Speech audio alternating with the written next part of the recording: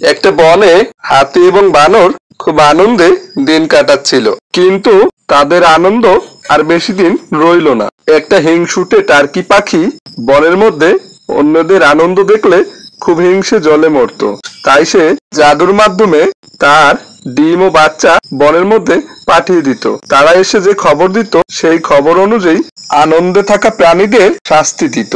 এতে করে সে অনেক মজা পেত। তার শরীর থেকে জাদুর মাধ্যমে একটি পালক বের করে দেয়। পালকটি উড়তে উড়তে বনের মধ্যে চলে যায়। এটি একটি জাদু সম্পন্ন পালক। বানরকে ও হাতিকে বিভিন্নভাবে উত্ত্যক্ত করতে শুরু করে দেয়।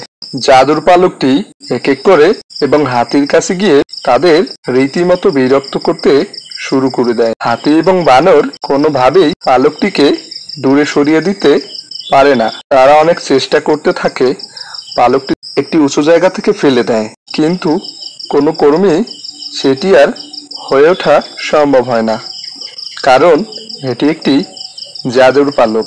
তাই হাতি এবং বানর এবং একটি সময় তারা নদীতে ঝাঁপিয়ে পড়ে এবং তারা মনে করে আমরা পালকটি থেকে রেহাই পেয়ে গেছি, কিন্তু কোনোভাবেই এটি আর হয়ে উঠল না। পালকটি তাদের পিছিয়ে লেগে যায়। তারা যেদিকেই যায় পালকটিও যায়।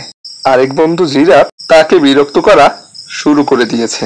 আরেকটি প্রাণী গন্ডারকে পেয়ে নিয়েছে এবং একইভাবে হাতি, বানর ও জিরাফ তিনজনকেই জাদুর এই দুষ্ট পালকটি যন্ত্রণা দেওয়া শুরু করে দিয়েছে। এবার পালকটি নতুন করে গন্ডারকেও বিরক্ত করা শুরু করে দিয়েছে।